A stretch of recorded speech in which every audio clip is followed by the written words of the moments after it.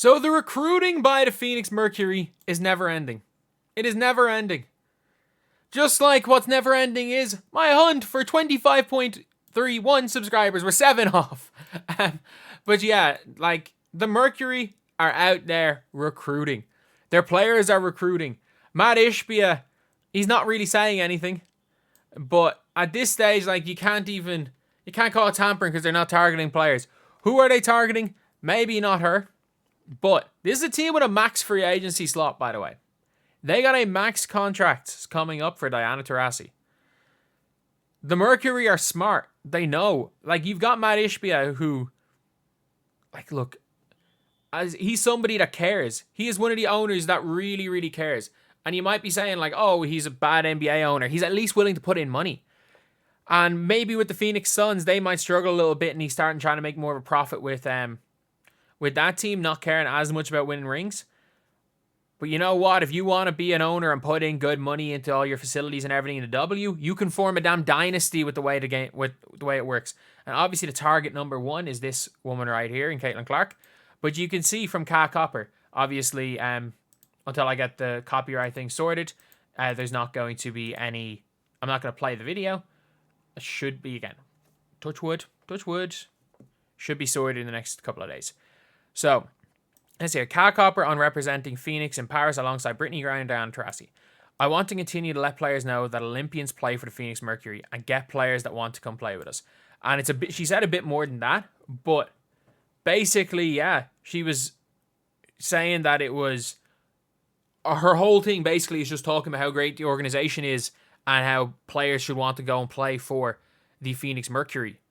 And the Phoenix Mercury are the team that have, more so than anyone, been recruiting Caitlin Clark. Like, we know that for sure.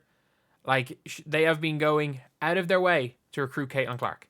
Mainly through one player who just got a little bit too drunk. At All-Star Weekend in Sophie Cunningham. But if you've not seen everything about the whole situation, like,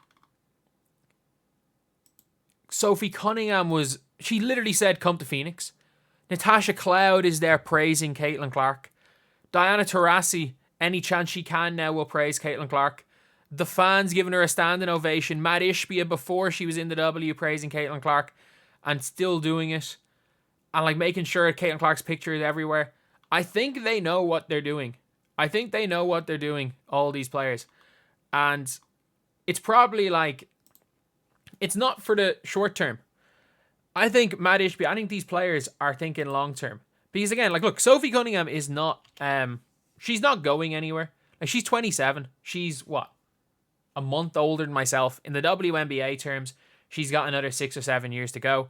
And the thing is that Sophie Cunningham has been looked after really well by the franchise. As good of a free agent as she'd be for someone like Indiana, she's not going anywhere. She works with the Suns in the offseason. They've, like, that franchise looked after her. They paid her good money in free agency. She's on a good salary, so she's not going anywhere. Kahleah Copper, with what they gave up, they gave up the pick that ended up being Cardoso for Copper. Good choice. Real good choice. So, yeah, I don't see there being any scenario where they don't go for it. And when Brittany Griner goes, like, that's what you want. You want, as soon as free agency comes in 2026, you want Copper there. You want... What age is Natasha Cloud? Like, Natasha Cloud is... She's 32. She's still got a few good years left in her. She's probably got her 2 or 3 years.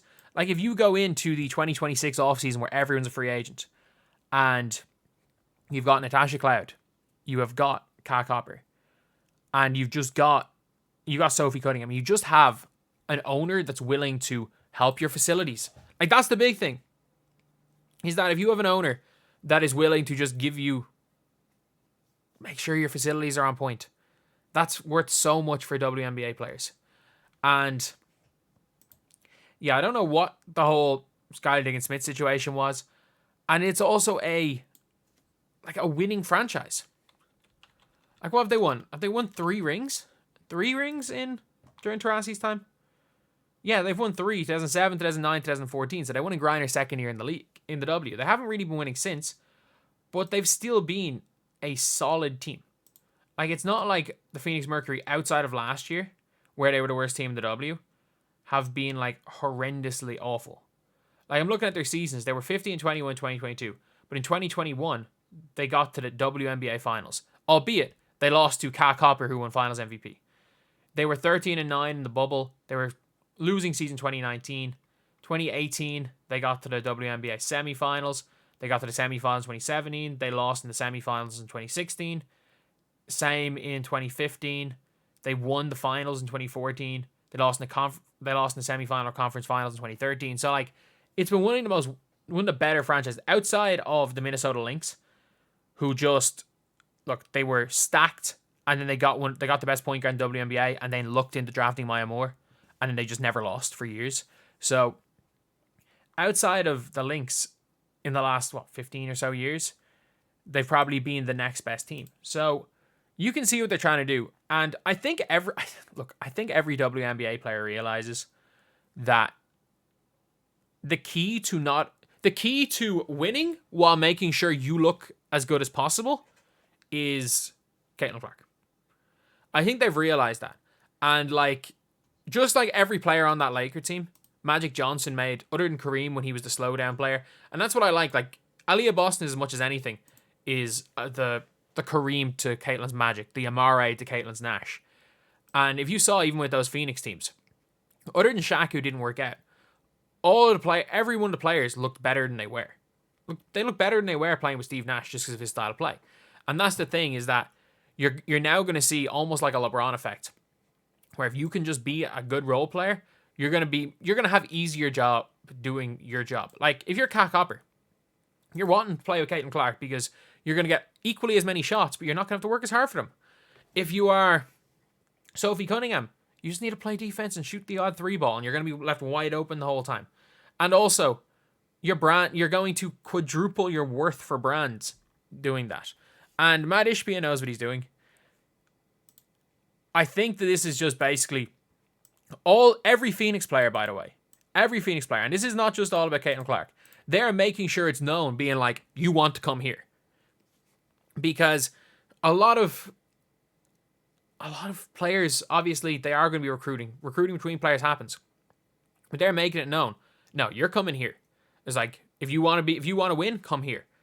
And that's what Matt Ishbia has done a really good job of. They've got the facility now. They've got a big crowd. They've got a big arena. And you can see the beginning of something there. And I think the owners that realize what direction the WNBA is heading in are the ones that are going to succeed long term. I think the owners and the people that realize that the way the WNBA needs to go, it's already on a certain trajectory, but for it to continue on the upwards trajectory, it needs to go one way.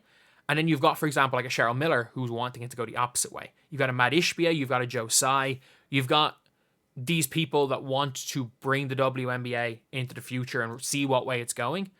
And it isn't even necessarily about Caitlin Clark, because it's about Caitlin Clark, it's about Angel Reese, it's about Cameron Brink, Paige Beckers, Juju Watkins, Flau'jae, heck, even the likes of Malonga and stuff coming over.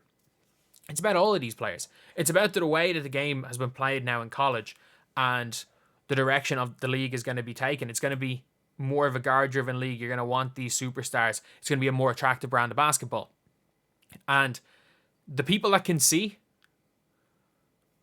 are going to succeed. And then your Lynn Dunns, your Herb Simons, even the Chicago Sky have a freaking new training facility. But all the people that are trying to treat the WNBA like it had been for years, and it's this league that's hemorrhaging money, whereas they're guaranteed the profit over the next 11 years. It's guaranteed to be a profit over the history of the league. The people that see the way it's going are going to really succeed.